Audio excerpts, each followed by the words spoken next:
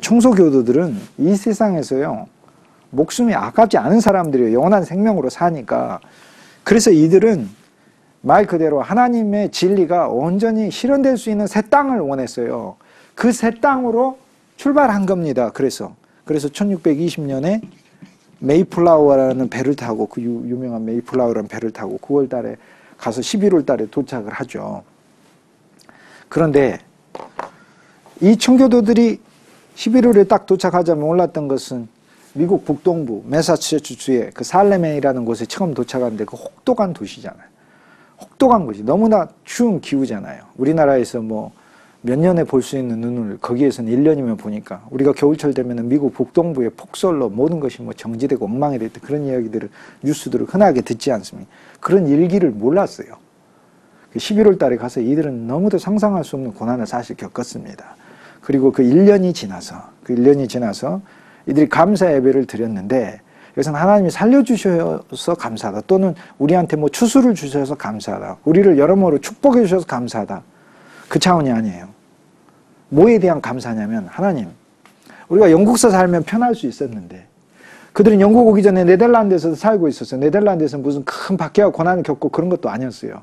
거기서도 살면 편할 수 있었는데 자기의 자녀들이 네덜란드 말을 사용하고 신앙을 잃어버리고, 그리고 영국에서 있었을 때도 여러 가지 신앙적인 제약에서 정말 순수하게 그리스도를 믿는 그 요소들이 아니라 이물질이 낀 신앙의 환경 속에서 사는 그 환경 자체에서 벗어나서 주님께 온전히 약속된 백성으로, 하나님과 우리가 언약을 맺어진 이 백성으로 사는 그 나라를 소망하고 선택했던 그들의 선택이 하나님에 의해서 받아들여졌다는 사실에 대해 감사하는 제사를 드린 것이지, 그곳에 와서 뭐 먹을 걸 많이 얻게 됐고 살아남게 돼서 이거에 대한 감사가 아니다, 그 말이에요. 그래서 오늘날 11월 달에 우리가 드리는 추수감사는요, 우리가 추수감사를 드리면서 하나님 우리한테 물질 줘서 감사하다, 명예 줘서 감사하다, 권력 줘서 감사하다, 가족 줘서 감사하다, 그런 차원의 감사하는, 사실상 청교도의 추수감사하고 본질적으로 사실 거리가 멀다, 그겁니다.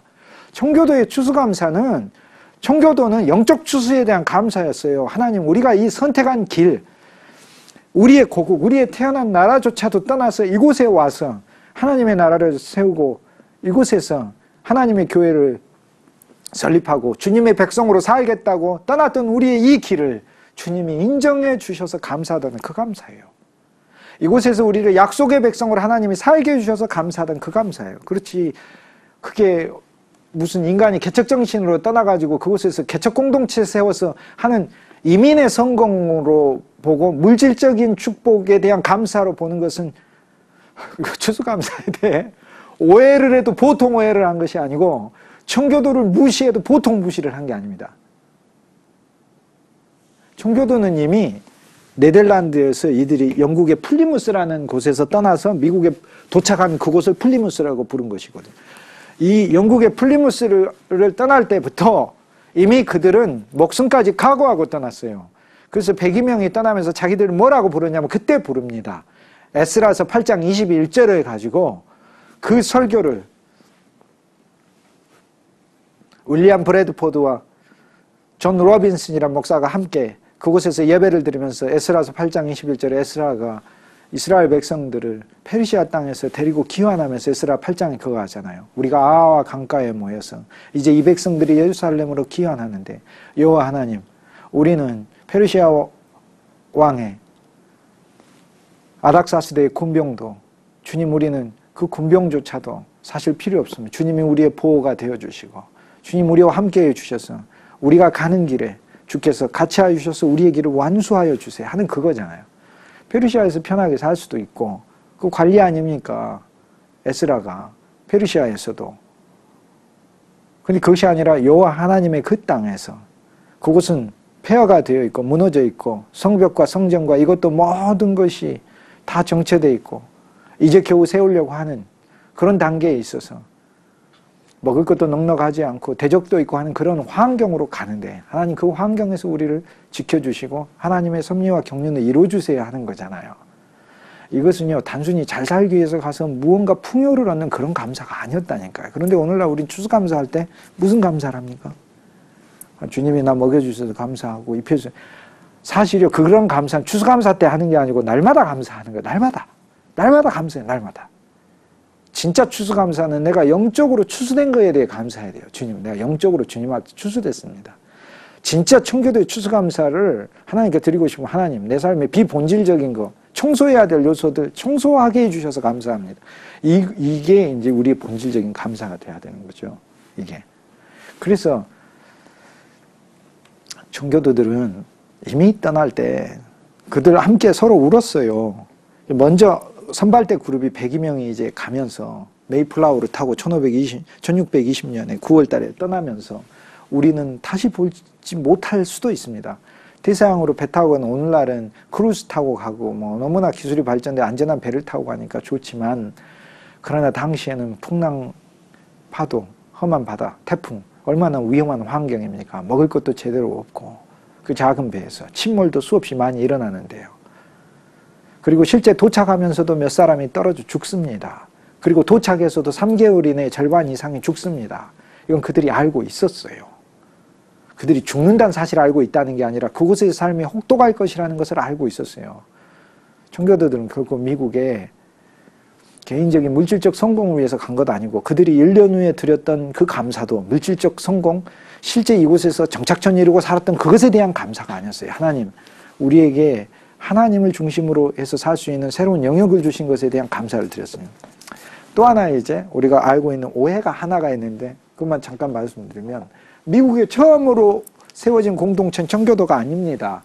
1620년에 청교도가 강강 두 번째 세워진 공동체고, 미국의 첫 번째 공동체는 1607년도에 세워진 제임스타운이라는 겁니다. 제임스타운. 그러니까 그 위에 1620년에 청교도들이 왔고요. 플리무스에 왔고, 보스턴이라는 곳이 있는데 보스턴에서 차를 타고 40분만 아래로 내려온 플리무스가 있어요. 미국에. 그리고 버지니아의 제임스타운에 미국에 1607년에 사실 처음으로 갑니다. 여기에 144명이 가요. 그리고 버지니아 타운도 세워요. 버지니아 타운도 결국엔 생존해냅니다. 버지니아 타운 사람들도 가자마자 예배를 드리고 가자마자 그곳에서 교회도 세웠고 그곳에서도 목회자가 있어 그곳에서도 사람들이 기도했었어요. 이 버지니아에 세워져 있는 이 제임스타운의 이 사람들도 바로 그 주에 있는 사람들도 신앙인이었어요. 그리고 1607년에 간 이들도 믿음의 사람들이었어요. 그런데 문제는 제임스타운을 사실 미국 최초에 세워진 공동체는 청교도 공동체가 아니라 제임스타운 공동체인데 왜 청교도 공동체를 사실 진짜 미국 역사책에서는 제임스타운보다도 훨씬 더 많이 쓰고 있습니다. 김미어 리버티라는 미국의 고등학교 역사 교과서가 있어요. 그 역사 교과서 앞부분에 보면 제임스타운의 이야기가 나오지만 제임스타운 이야기보다도 청교도 공동체에 대해서 많은 페이지를 할애하면서 실제로 큰 의미를 두고 있어요. 그리고 부르는 것 자체도 달리 부릅니다. 제임스타운이 간 사람들이 미국을 처음 세운 공동체이긴 하지만 제임스타운 사람들은 미국의 국부라고 안 불러요.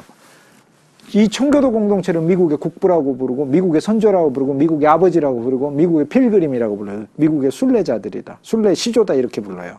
필그림 fathers 이렇게 부른다 이 말이에요. 순례의 아버지들이다. 우리나라를 순례. 근데 왜 이유는 왜 그러냐? 이들도 그리스도인, 이들도 그리스도인. 목적이 달라서 그래요. 제임스타운은요. 신앙적 목적으로 간 것이 아니라 이민의 목적으로 갔어요. 이민의 목적으로. 오늘날 이제 해외 이민가 계신 분들 이민 경제적 목적으로 왔지만 이제 목적을 바꾸세요. 바꾸면 되는 거예요. 우리는 영원에 사니까 주님 내가 여기 올 때는 경제적 목적으로 왔지만 제임스타운 사람으로 왔지만 이제는 좀 바꿔서 청교도로서 주님 나는 이곳에서 신앙의 공동체를 이루고 살기 위해서 이렇게 바꾸면 되는 거예요. 오늘 우리도 바꾸면 되는 거예요. 내가 처음 예수님 믿을 때는 내 비즈니스도 잘 되고 내가 세상 것도 잘 되고 이렇게 살기 위해서 믿습니다. 또 그런 것에 감사하고 살았습니다. 제임스타운 사람들이 감사같이 돼요. 근데 그것이 아니라 이제 우린 바꾸면 돼요. 청교도처럼.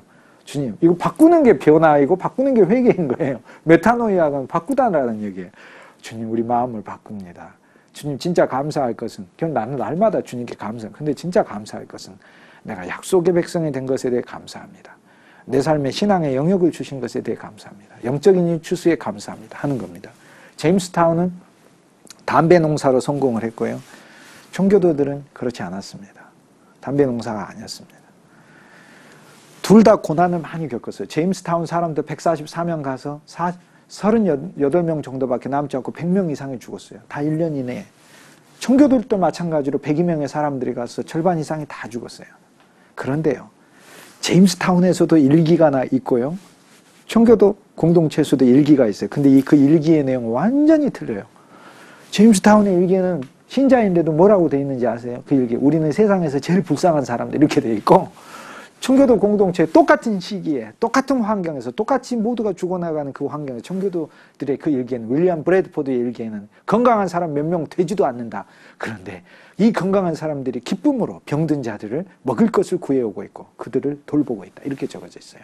기쁨으로, 기꺼이, willingly, merrily. 원문에는 기쁨으로, 기꺼이 이렇게 두 개가 돼 있어요. 부사가. 이게 차이입니다. 오늘날 우리가 똑같이 주님을 믿어도 기쁨으로 하고 기꺼이 하고 청교도예요. 부수적인 요소들로 인해 감사하는 게 아니라 본질에 대해서 감사하는 거. 그게 청교도예요. 청교도들은 처음에 1620년에 미국에 간 청교도들은 자기를 뭐라고 불렀냐면 필그림이라고 불렀어요. 필그림이라는 영어 단어는, 필그림 안 쓰셔도 아시겠죠, 그죠? 필그림.